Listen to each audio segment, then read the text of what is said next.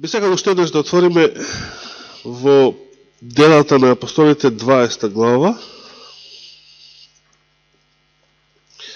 Дела 20 глава, 35 стих, каде што апостол Павле ги цитира Христовите зборови пред старешените од Ефес и од Азија, со кој што се збогувал. Дела на апостолите 20 глава, при крајот, тука 35 стих, при крајот на главата. Само да се подсетиме на овие зборови. Со се ви покажав дека така треба да се трудите и да им помагате на немокните. А исто така и да ги помните зборовите на Господ Исус, зашто тој сам рече: поблажено е да се дава, отколку да се прими. Значи, обракајќи се до старешините од црквите во Азија или денешна западна Турција, апостол Павле ги цитира Христови зборови. Господ рекол: поблажено е да се дава, отколку да се прими. Јас си поставено прашање: каде во Евангелијата Господ ги кажал овие зборови?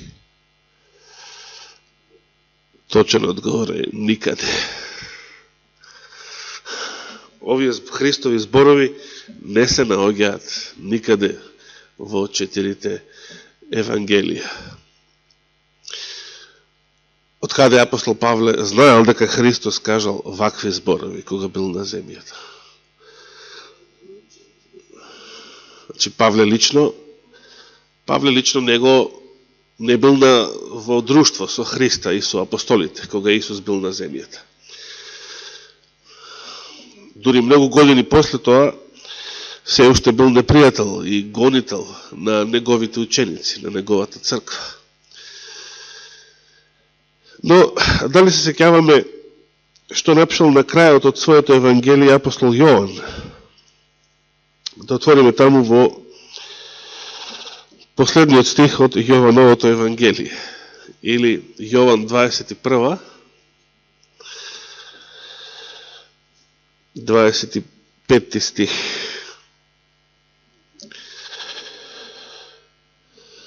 Јован 21 глава, 25 стих. А има и многу други работи што ги изврши Исус и кои, ако би се напишале поред, ми се чини дека не би можеле да се сместат во целиот свет напишаните книги. Амин.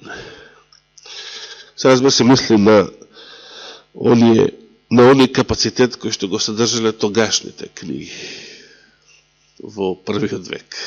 Сите тогашни книги што постоеле во првиот век, кога би се собрале, не би биле доволен простор за да се напише сето оно што Христос го направи. А што е полесно, да направиш или да кажеш? Што е полесно? Да кажеш, да зборуваш. Значи, ако Христовите дела што ги направил не можеле да се биле толку многу што не можеле да ги собира во 4 Евангелија, колку ли неговите зборови, кој знае што се Христос кажал, што не ни можело да биде запишено. Со други зборови, ние имаме многу мал, во Евангелијата имаме многу мал дел од сето оно што Христос го кажал и го направил, а првата црква располагала со многу повеќе информации за тоа, само што повеќето од тие информации циркулирале како усмено предание помеѓу црквите и следните генерации на верници. Се разбира, кога е во прашање усменото предание, тоа функционира како распан телефон и со текот на времето во самата црква настанале разни верувања. Например, дали е точно дека апостол Лука прв ја насликал Богородица дали е точно дека, или ја насликал првата икона, како што се тврди, дали е точно дека црвеното јајце потекнува од Марија Магдалена, кога била пред римскиот намесник, изведена на сослушување, на сведочење на верата, па наводно, ако сте го слушале тоа, вака беше, мислам, наместникот рекол, кога ова јајце ќе стане црвено, тогаш ќе поверувам дека Христос воскресал од мртвите и тогаш навистина јајцето што било на неговата маса, Господ направил чудо, станало црвено, за да овој поверува. Значи сега има разни верувања, разни анекдоти, така да ги наречам, кои што ние не можеме да ги провериме дали се точни или се погрешни. А кој што се тврди дека и тие се дел од тоа усмено предание со кое што располагала првата црква. Но реков, усменото предание има таа слабост, што е распан телефон, односно, затоа Библијата е веродостојна, затоа уште во Стариот Завет Господ преку Мојсей, почнувајќи со Мојсей, сакал да се запише преданието, за да остане трајно, иако не може се да се запише. Бидејќи ако се останало на преданието што од Аврам и од Ное, што се пренесувало, ќе завршиме кај грчка митологија, односно кај сите пагански митологии не се ништо друго, туку истото тоа предание што потекнува од Ное после потопот кај сите народи, ама расипано според правилото на расипан телефон. Расипано, опогането, изменето, извитоперено и така натаму. Но сепак во првиот век црквата располагала со автентични податоци за тоа што се Христос кажал и направил, а што не било подоцна запишено во 4 Евангелија. И сега постои една интересна анекдота за нешто што Христос кажал, што е дел од тоа усмено предание, а што не е запишено во Библијата и има врска со знаците на времето. Значи, кога учениците го прашале Христа кои се знаците на неговото доагање и крајот на светот, освен оно што го читаме во Евангелијата за знаците што тој ги кажал, наводно, а колко е точно, не знам, не тврдам дека е, се пренесува дека наводно Христос кажал и вакво пророштво. Дека во последното време, времето пред неговото второ доагање, ќе се случи ваков знак. Малку ми е смешен тој знак, затоа што се смешни луѓето кои што денес го исполнуваат.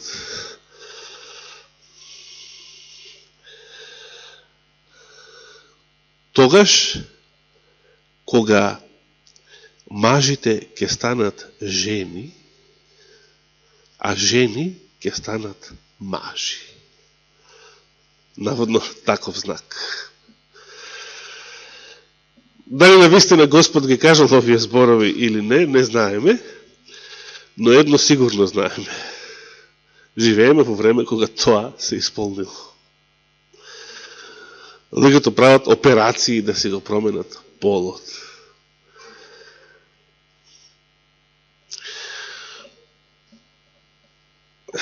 И замислите ово да се кажувало на минати генерации од минати векови, како тоа би звучало? Би звучало многу фантастично, нешто невозможно, како е тоа можно. Нешто митолошко. Како кога принцот ќе се претвори во жаба или обратно, или во тиква, или кочијата во тиква, како беше. И разни други приказни, што сме читале.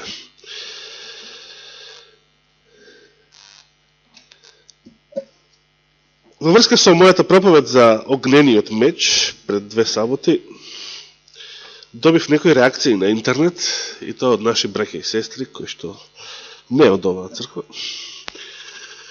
кои што не се слагаат со тоа што го зборував, и кои што навиваат за ракоположување на жени, дури и тука во Македонија.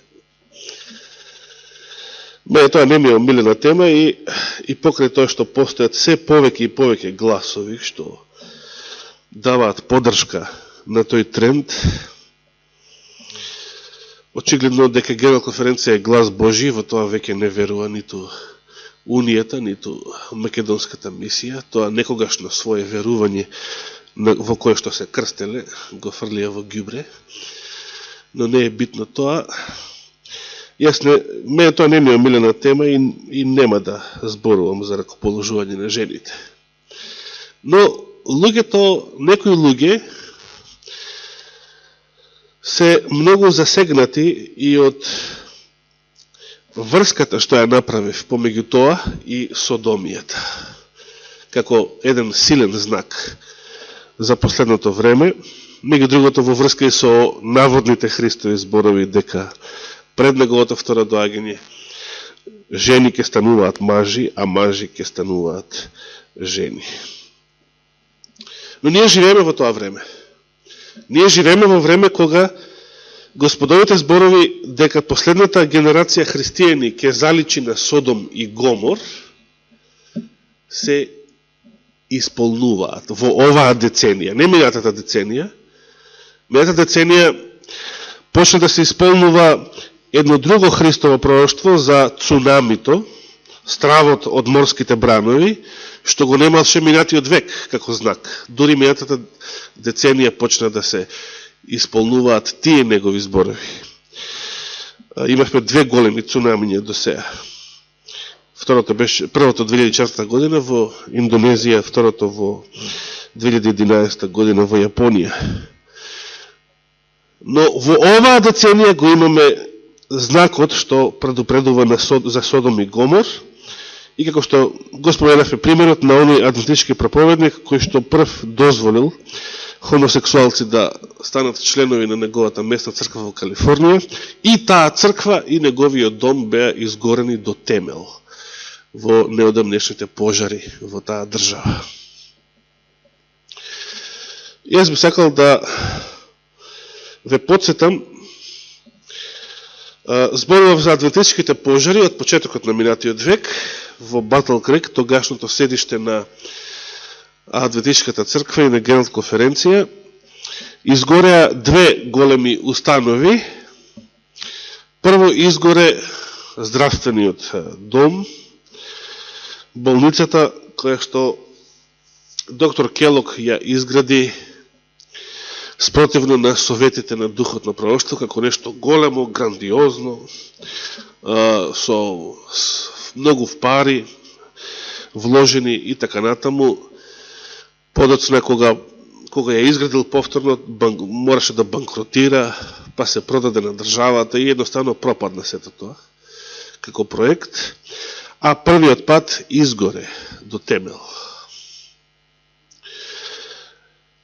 Вториот пат, во истото место, изгоре печатницата и издавачката куќа на адвентистичката црква. Ки цитирав тие зборови, каде што Елена Вајт во визија видела ангел со исукан огнен меч над Батл Крик, над самиот град. И знаела уште пред тоа што ќе се случи.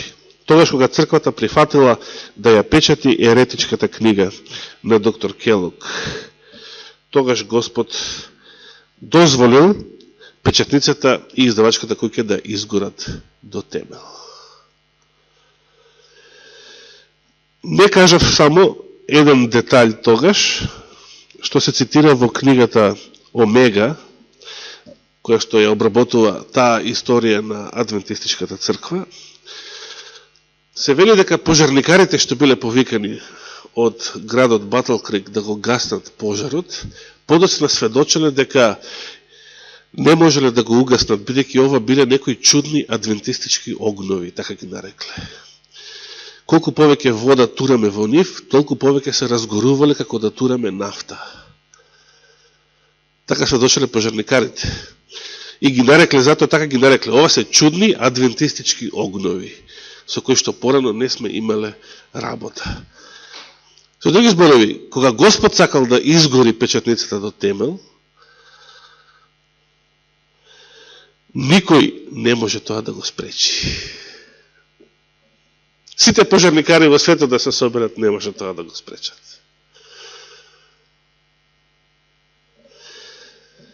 Божјата волја не може да се спречи. Би сега да почитаме некои цитати, да продолжам, значи, со некои цитати во врска со времето кое што ни предстои. Па, иако има многу навистина цитати во настаните на последното време за оваа тема, например, на 241 страница од македонскиот превод Елена Вајд вели: времето на милоста ќе заврши од ненадеж, неочекувано. Но сега би сегал да прочитам неколку цитати во врска со 7 последни зла и безбожниците, тоа е 17 глава во настаните на последното време. Да, 7 последни зла и безбожниците, така. А тоа е праведниците? Добро. Која? Сега момент. Да не е друга глава, мислиш.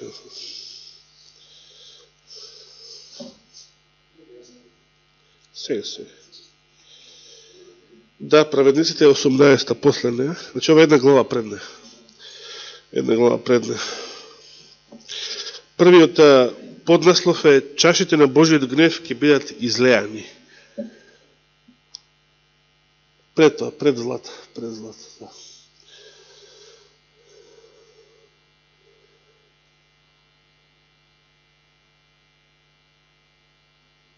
Тоа уште малко.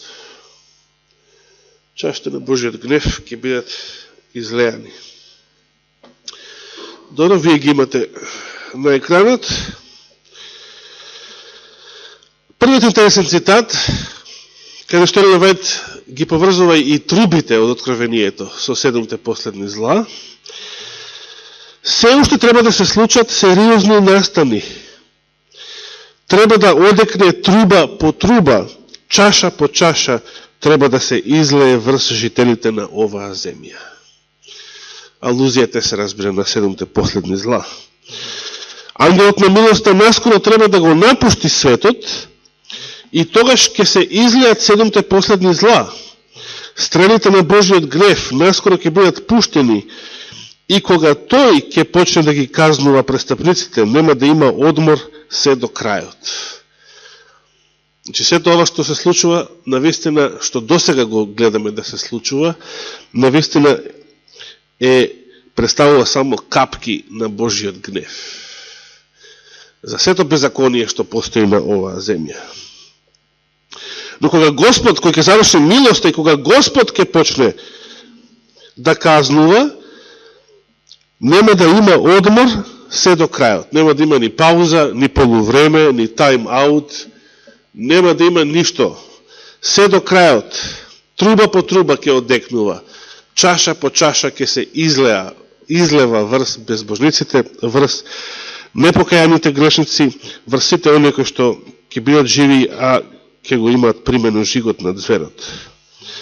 До тоа време. Следниот цитат: народите ќе се судрат.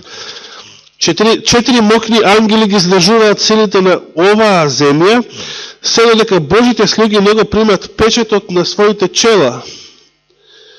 Значи, зошто досега не се излеваат 7 последни зла? Зошто досега не се случуваат овие страшни неволи? Се уште, иако веќе почнуваат некои, но се уште ви живееме во времето на милост. Затоа што Божите слуги се уште не се сите запечатени, како што вели ангелот во Откровение 7 глава. Задржете ги ветровите, да не дуваат се додека не ги запечатиме Божите слуги на нивните чела. Народите на овој свет се желни за судир. Неколку прецизно опишани зборови и за денешните случувања. Зверот, например, е жеден за крв. По сите сторени беззаконија, НАТО пактот сега продолжува и сака да направи нови војни и нови судири, но Елен Вајд вели ангелите ги задржуваат. Кога силата што ги задржува ќе биде повлечена, ќе дојде време на неволја и страв, ќе бидат направени смртоносни војни орудија, например како рускиев против ракетен систем, од кој што сега Израел не смее да припари во сирискиот воздушен простор последниве 6 седмици. А претходно по 300 пати израелски авиони влегуваат и бомбардираат во Сирија. Сега не смее да припари во сирискиот воздушен простор. Страв чува лози. Бродовите, вели Елен Вајд, заедно со својот жив товар ќе наоѓаат гроб во морските длабочини. Сите оние што го немаат духот на вестината ќе се обединат под војство на сатанските представници, но ќе бидат задржувани се додека не дојде време за големата битка наречена Армагедон.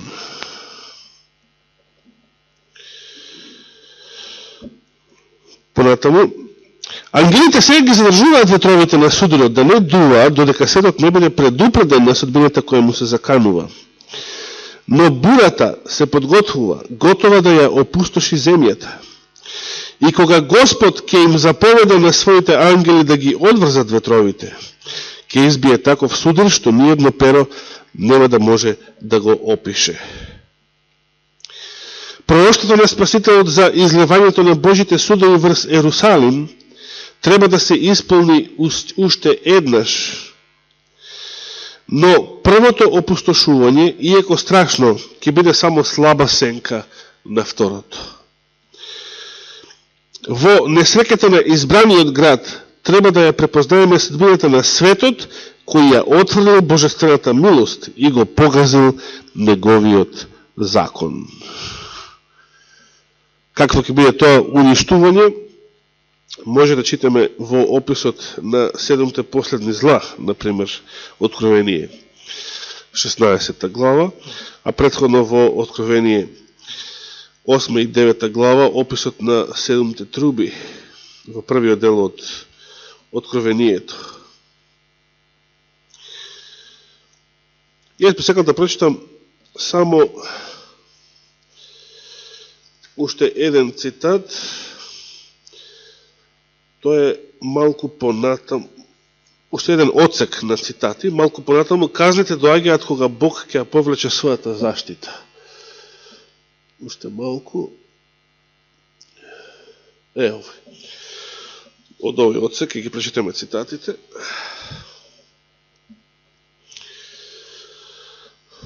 Може да поставуваат прашање, има некои што тврдат, денес постојат многу адвентисти кои што веруваат. Пример, јас сум свесен за некоја група од оние кои што го отврдат тројството, например, кои што тврдат дека Бог не убива, исто така. Дека сите зла и сите неволи се само од паднатите ангели, Господ само дозволува, инако тој лично или неговите ангели не убиваат.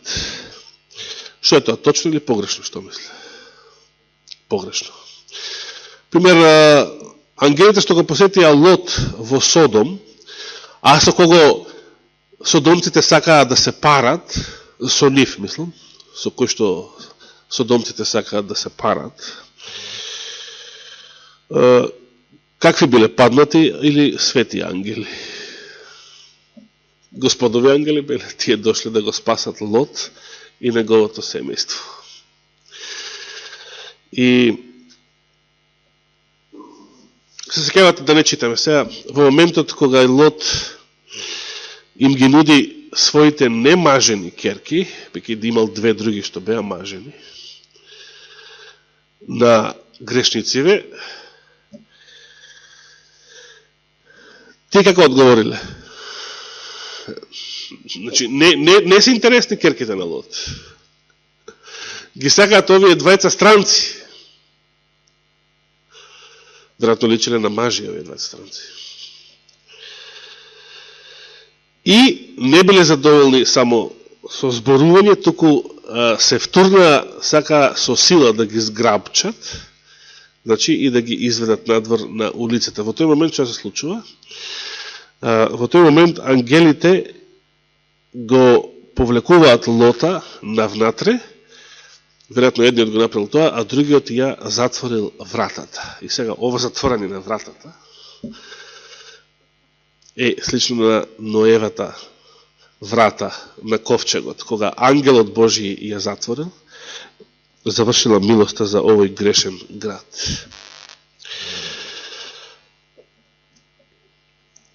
Денес реков, содомијата тропа и на вратата на Адвентистичката црква. Затропа.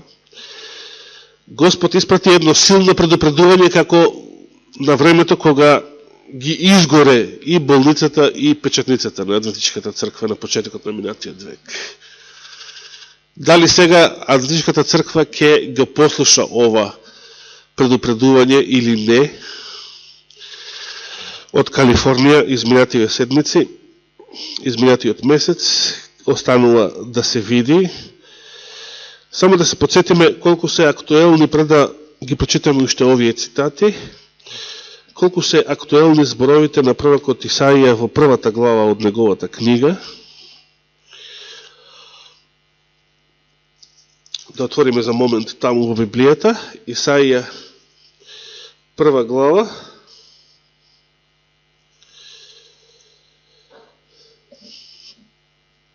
Деветиот стих.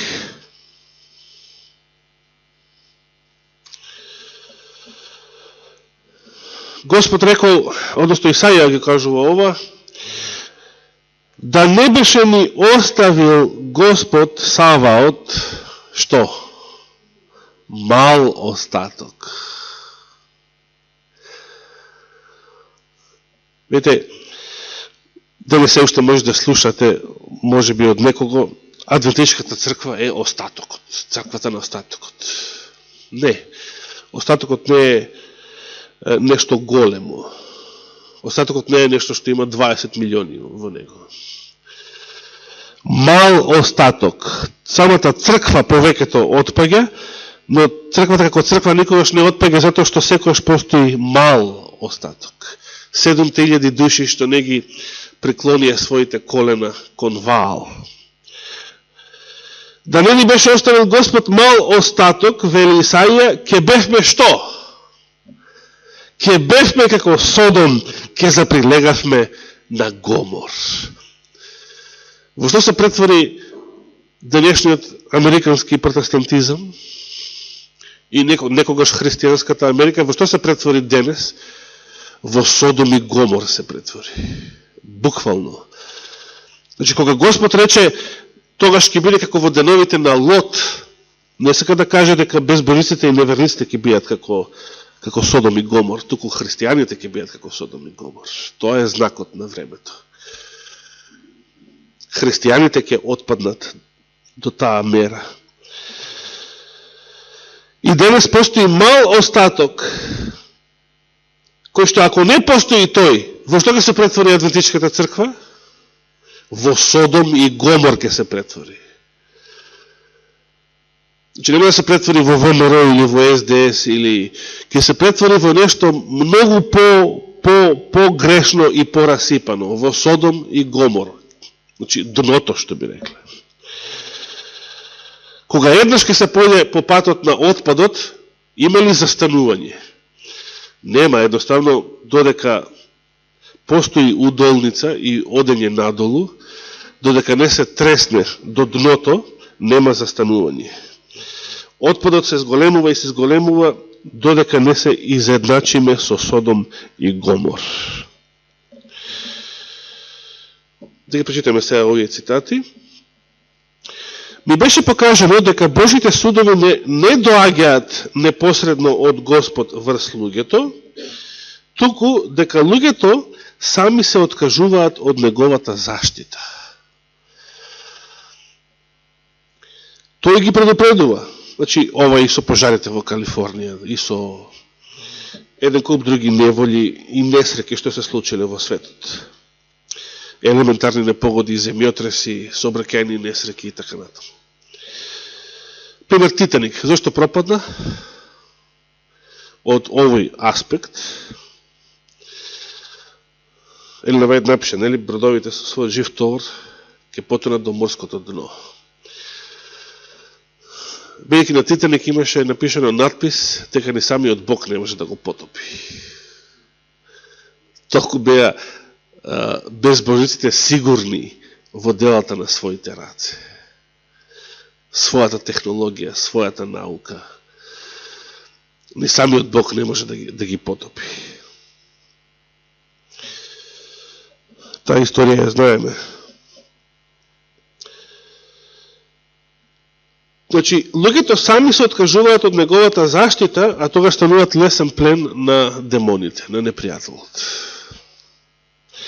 Тој ги предупредува, ги укорува и им укажува на единствениот сигурен пат. А ако оние кои биле предмет на неговата особена грижа сами изберат некој свој пат, независно од Божиот дух, ако и покрај повторените предупредувања тргнат по свој пат, тогаш Бог повеќе не бара од своите ангели да ги спречуваат одлучните напади на сатаната против нив. Силата на сатаната е на дело и на море и на копно, донесувајќи неволи и жалости, уништувајќи илјадници и илјадници, за да си обезбеди плен за себе. Одиме понатаму. Бог ќе се послужи со своите непријатели за да ги казни оние што оделе по нивните погубни патишта и така придонеле за погрешно представување, погрешно оценување и осрамотување на Божјата вистина. Божиот дух напаген, отфрлуван и злоупотребуван, веќе полека се повлекува од земјата. И токму сразмерно со брзината на повлекувањето на Божиот дух, сатаната го извршува своето безмилостно дело на копно и на море. Безбожните ги пречекориле границите на своето време на милоста.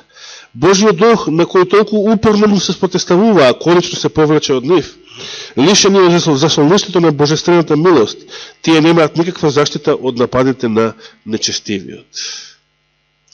И сега, дали ова значи дека само сатаната и неговите демони уништуваат, дека Господ само се повлекува и дозволува, или дека и Божите ангели може да го прават истото? Ќе прочитаме, значи, уште следните 4 цитата и со нив ќе завршиме. Понекогаш и светите ангели се служат со разорнувачки сили, а при тоа не прават греф. Божите судови му се заканиле на Ерихон. Кој го срушил Ерихон? Сатаната сакал да паднат зидовите на Ерихон? Се разбира, не. Зашто да војува сатаната против својот народ? Против паганската држава, да речеме. Ерихон бил утврден град. Меѓутоа, војводата на војската Господова, оној што му се јавил на Исус Навин, и му се представил вака. А кој бил тој? Божиот син. Самиот Христос бил тој. Меѓутоа, војводата на војската Господова самиот слегал од небото да ги поведе небесите четин во напад на градот. Божите ангели ги заземале масивните ѕидини и ги собориле на земја. Следниот цитат од Копрчето на вековите е многу убав. Под Божја управа ангелите се семокни. Слушајќи Христовата заповед, тие една ног ја уништиле асирската војска од 185.000 луѓе. Цел еден град збришен. Како што почитавме тогаш пред 2 саботи еден друг цитат, цели градови, илјадници градови ќе бидат збришани од земјата, од вистинската географска карта. Оној ангел кој дошол од небесните дворови да го ослободи Петар од затвор, за Ирод бил гласник на гнев и суд. Ангелот го допрел Петар за да го разбуди од сон. Сосема поинаков бил допирот со кој го соборил расипаниот цар, кога, извршувајќи пресудата на Семокниот, ја фрлил во прав неговата гордост. Ирод умрел во тешки душевни и телесни маки, чувствувајќи врз себе жестината на Божиот одмазнички суд. Се работи за Ирод Агрипа. Читайте Дела 12 глава за тој случај. И уште еден цитат. Еден единствен ангел ги убил сите египетски првенци, односно првородени, и ја исполнил земјата со плач. Значи, оној ангел што ги посетувал сите домови во Египет, почнувајќи од царската палата, од фараоновата, од фараоновиот првенец, па надолу. Единствено кого не убивал, во чиј дом не влегувал. Во домовите на оние, значи, ангелот не гледал националност, овие се евреи, овие се египјани, не. Единствено во домовите на оние, чии што довратници беа испрскани со пасхалната, со јагнешката крв. Кога Давид го навредил Бога, попишувајќи го народот, еден ангел предизвикал страшно уништување со кое тој греф бил казнет. Еден ангел. Истата разогнувачка сила, која ја покажале светите ангели кога Бог им го заповедал тоа, ќе ја покажат и злите ангели кога Бог тоа ќе им го дозволи. Тие сили се веќе подготвени и само чекаат божествена дозвола да предизвикаат пустош на сите страни. Тука завршуваме за денес. Се што имам да кажеме, нека Господ ни е на помош во ова последно време, во кое што не знаеме кога ќе истече милост. Не знаеме дали ќе бидеме живи до Нова година. Не знаеме дали ќе бидеме живи до следната сабота, или кога треба да ни гостува братот Паул Букор уште еднаш за 2 саботи. Не знаеме. Не знаеме дали ќе бидеме живи утре, задутре. Но ова време кое што го имаме, а сега го имаме само денешниот ден, ова попладне, што е пред нас, нека Господ ни даде понизност и покаяние, да бидеме подготвени за неговото доаѓање, за смрт, ако тоа го дозволи, или за било какво друго искушение во нашиот живот. Нека му е фала и слава. Амин.